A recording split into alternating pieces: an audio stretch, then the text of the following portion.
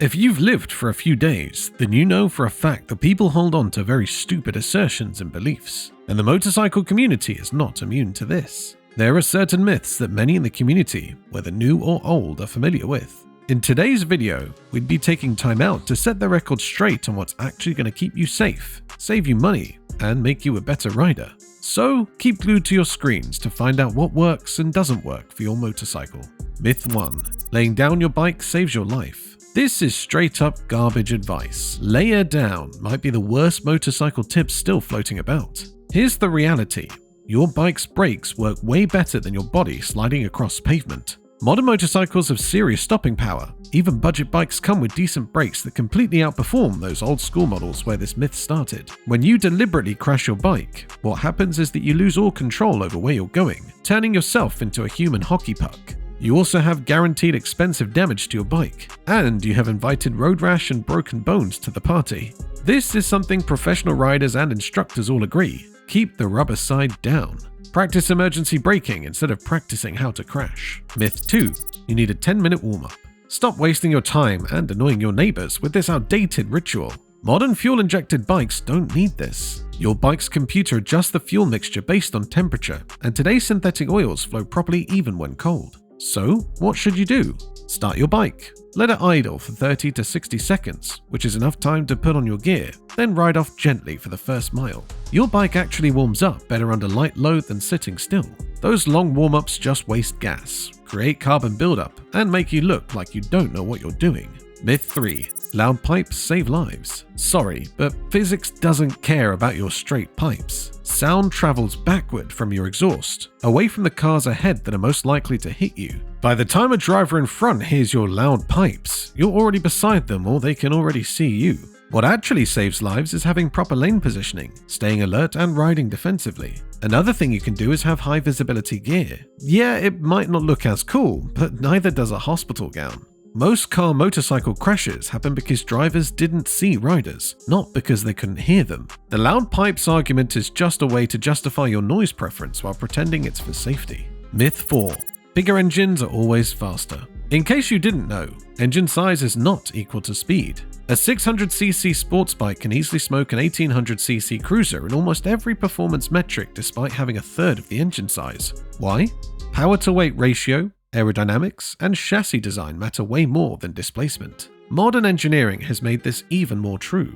A smaller engine with advanced tech can produce more usable power than larger, less sophisticated engines. Next time someone brags about their engine size, ask them about their power to weight ratio instead. That's what actually determines how fast you'll go. Myth 5. Always use premium gas. Stop wasting your money. Seriously. Octane rating isn't a measure of fuel quality or power. It only measures knock resistance for engines with higher compression ratios. If your bike was designed for regular gas, premium fuel gives you zero benefits. Absolutely none. Modern engine computers adjust for the fuel you're using, but they can't magically extract more energy from premium fuel in an engine not designed for it. All those additives gas companies advertise, they're in all their fuel grades. The only difference is the octane rating.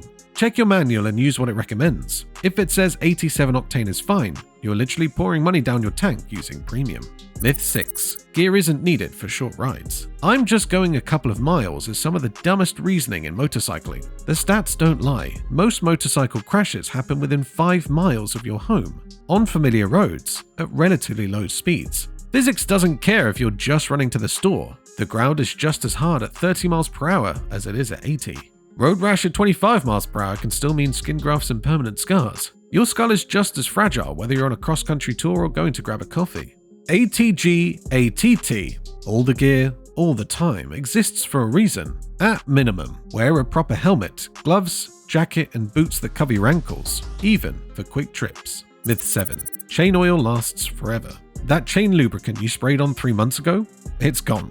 Even modern O-ring and X-ring chains need regular maintenance. The lubricant you apply gets thrown off with every revolution, especially in wet conditions or at highway speeds. A neglected chain can wear out prematurely, costing you way more money and decrease your fuel efficiency. It could also snap at high speed, a big failure that can lock your rear wheel, and it can also damage your sprockets. Regular cleaning, proper tension adjustment, and frequent lubrication extend the life of your entire drivetrain. What could last over 20,000 miles might fail at 5,000 if you ignore it. Myth 8. Engine braking damages your motorcycle. Nope, this is absolutely not true. Your transmission is literally designed to handle this. Engine braking, which is when you close the throttle and let the engine compression slow you down, is not only safe but beneficial. This helps to reduce wear on your brake pads, gives you better control, especially downhill, and it can often provide smoother deceleration than brakes alone. The only time to be careful with engine braking is on slippery surfaces, where it could potentially break traction. Otherwise, it's a valuable technique every rider should master. Myth 9. Put your feet down at every stop. This is a classic beginner habit that holds back your riding. Keeping your right foot on the rear brake while stopped, left foot down, gives you several advantages. This helps you keep your brake light on, allowing visibility to cars behind you. It also prevents rolling on hills and gives you quicker escape options if needed. Then, it allows for smoother takeoffs. You can easily practice this technique, as it is what experienced riders do for good reason. Myth 10. Shifting to neutral at stoplights saves gas. Modern fuel-injected bikes barely use any fuel or idle with the clutch in. Meanwhile, constantly shifting in and out of neutral will wear out your clutch faster, reduce your ability to move quickly if needed. It also doesn't save enough fuel for it to matter. So, what are you to do?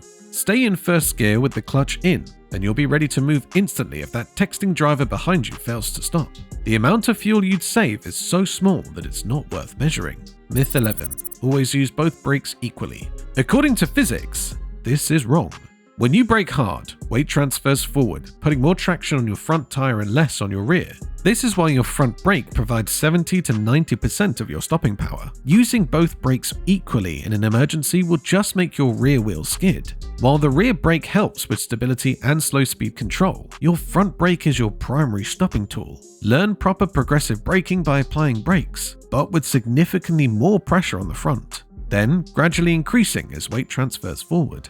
Myth 12. Scrub in new tires by riding fast. If you want to crash hard and fast, this is how you do it. New motorcycle tires have release agents from manufacturing that reduce traction until worn away, so the solution isn't aggressive riding, but the opposite. For proper break-ins, do this. First, normal, easy riding for the first 100 miles. Second, gradually increase lean angles over several rides. Third, be extra cautious in wet conditions. And fourth, avoid hard acceleration, braking, or cornering. Going hard on brand new tires is asking for a slide out. Patience during braking would produce better grip and performance for the life of the tire. Myth 13. Change your oil every 3,000 miles. This outdated rule might be costing you money for no reason. Modern synthetic oils and well-engineered engines can go much longer between changes. Most current motorcycles recommend oil changes between 5,000 and 8,000 miles, with some premium models stretching to over 10,000. If you're looking for the definitive source for fuel changes, consult your owner's manual, not your dad, your riding buddy, or some random YouTube mechanic. Manufacturers have spent millions testing their engines to determine optimal service intervals, and so they're best equipped to tell you what works. Following the 3,000-mile rule just wastes your money and creates unnecessary environmental impact. Check your manual and follow what it actually says. And with this, we've come to the end of today's video. If you found this video helpful, don't forget to like, subscribe, and share it with your fellow riders. Ride safe, and see you in the next video.